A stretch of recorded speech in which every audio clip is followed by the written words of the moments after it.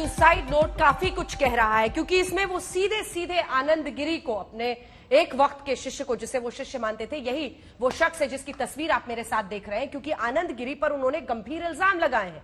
इल्जाम नंबर 1 ये कि मतभेद पहले एक बार माफी मांगने की कोशिश की थी आनंद गिरी ने, लेकिन वो सुधरा नहीं था। वो कह रहे हैं कि मेरी एक महिला के साथ फोटो वायरल करके मुझे बदनाम करने की वो साजिश रच रहा था, मुझे बार बार धमकी दे रहा था, और ऐसा होने से पहले उन्होंने एक सम्मानजनक अंत अपने जीवन के लिए चुना, क्योंकि उन्होंने एक सम्मानजनक जीवन जिया था। इसी के साथ पैसों की भी बात वो कह रहे हैं, और ये कह रहे हैं कि पुलिस सख्त से सख्त इन्हें सजा दे ताकि उनकी आत्मा को शांति मिले। ये है पूरे उस सुसाइड नोट का खाका जो हम आपको दिखा रहे हैं। एक महिला के साथ फोटो वायरल होने का ही डर सामने आया, जिस पर उन्होंने कहा कि मैं उस पर कहां कहां तक सफाई देते फिरता, अपने कंप्यूटर पर उसने ऐसी फोटो बनाई थी और आनंद गिरी ही मुझे बदनाम करना चाहता था, इसीलिए मैंने सुसाइड का कदम उठाया है। जल्दी से एक बार राकेश त्रिपाठी को दिखाइए। राकेश त्रिपाठी जी, आपने तीनों के प्रश्न सुने और खास तौर पर अनुराग भदौरिया और अभय दुबे जी भी गंभीर सवाल खड़े कर रहे हैं पुलिस की जांच के तरीके पर। जवाब दीजिए।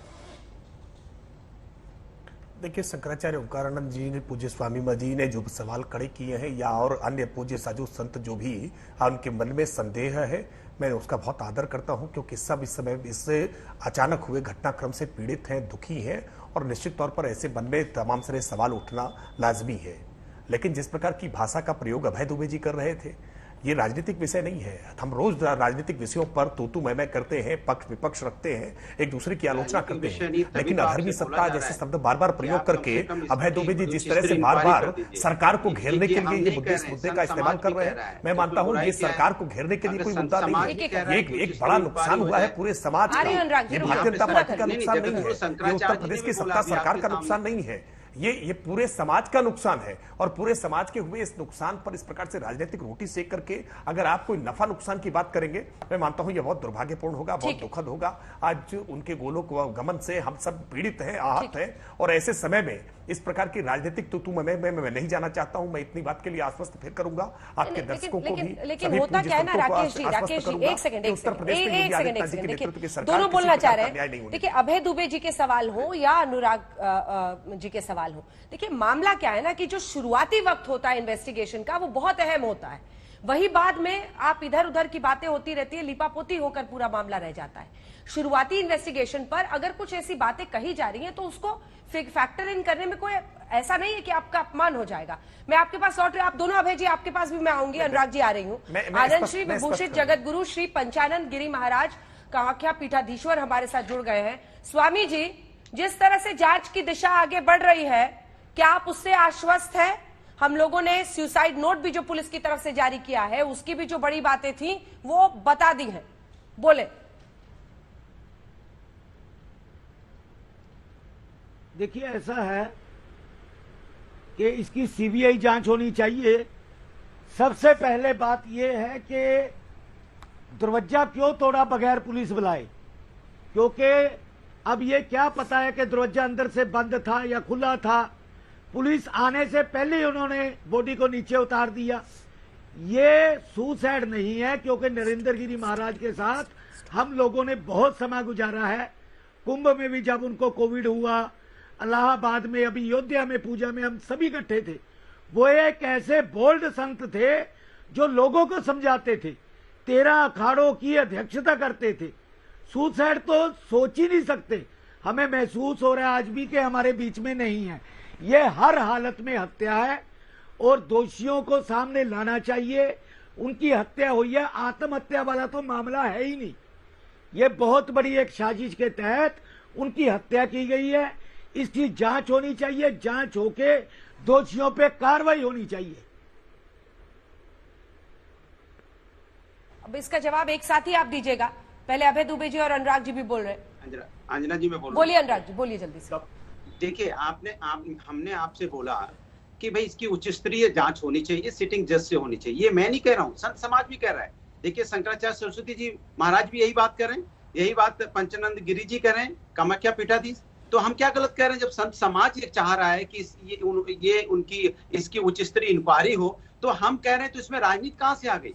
मैं संत समाज कह रहा है तो नहीं बोलते भारतीय जनता पार्टी वाले राजनीति कर रहे हैं। हम समाज के लिए न्याय की मांग करते हैं, उच्च स्तरीय इंक्वायरी हो जाए, संत समाज ये चाह रहा है, तो इसमें राजनीति कहाँ है? तो सरकार क्यों नहीं इसको कराना चाहती? सरकार पहले ही इसमें हल्ला क्यों मचाने लगती है? नहीं ये गलत कर रहे हैं, विपक्ष गलत मांग कर रहा है, विपक्ष हल्ला क्यों मचा रहा है? विपक्ष हल्ला नहीं मचा रहा है, विपक्ष बहुत ही आदरपूर्ण इस बात को कह रहा है कि इसमें संदेह है, कहीं ना कहीं संत समाज भी संदेह कर रहा है। जिस तरह से बार बार सवाल उठा रहे हैं, देखिए संत समाज बार बार कह रहा है, उनके लिखने पढ़ने पे भी सवाल कह रहा है कि नहीं चिट्ठी लिखते नहीं थे या जो भी है। तो हम तो यही कह रहे हैं ना कि दूध का दूध पानी का पानी होना चाहिए, इसकी उच्च स्तरीय इंक्वायरी होनी चाहिए, सिटिंग जज से करवाइए तो जनता के सामने सच तो आ जाए। लेकिन जैसे हम ये बात कहते हैं, बीजेपी के प्रवक्ता, बीजेपी के नेता चिल्लाने क्यों लगते हैं, परेशान क्यों होने लगते हैं? हमने कोई गलत बात तो कही नहीं, बल्कि आपको भी यही बात कहनी चाहिए थी। नहीं, जो समाजवादी लोग कह रहे हैं, जो संत समाज कह रहा है, बिल्कुल सही कह रहे हैं। तो आपको समाजवादी की बात और संत समाज की बात तो कम से कम मानेंगे कि नहीं मानेंगे?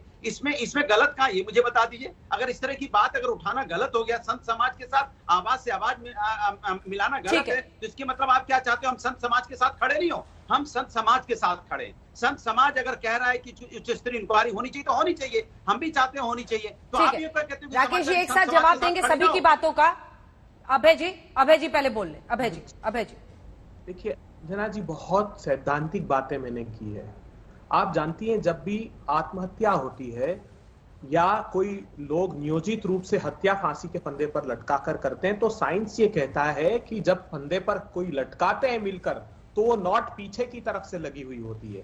जब आदमी आत्महत्या करता है, राइट हैंडर है, तो नॉट लेफ्ट की तरफ होगी, लेफ्ट हैंडर है तो राइट की तरफ होगी। तो ये एस्टेब्लिश्ड फैक्ट्स हैं। मैंने कहा स्ट्रेंगुलेशन के निशान तो नहीं थे।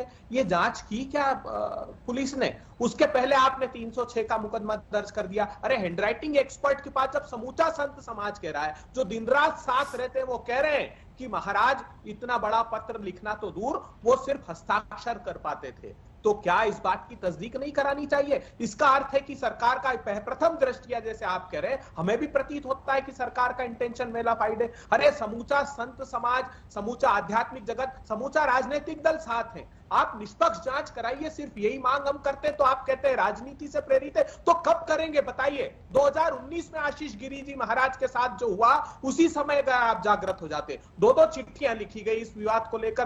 क्या सरकार का दायित्व नहीं था कि सर्वोच्च संस्था के सर्वोच्च संत जो पीड़ा में है उनका संज्ञान लेती सरकार? तो ये समय रहते अगर आप करते तो आज ये दिन देखना नहीं पड़ता। समूचा संत समाज आहत है, समूचा आध्यात्मिक जगत आहत है, और समूचा देश इस बात से आहत है। और रामविलास वेदांती की तो सुनिए, भारतीय जनता पार्टी के पूर्व सांसद हैं, वो कह रहे हैं कि मैं विश्वास ही नहीं कर सकता कि नरेंद्र गिरी जी महाराज जैसा संत आत्महत्या। जवाब ले लेते हैं, कहते हैं मैं किसी जवाब ले लेते हैं। सरकार वही है, करना इन्हें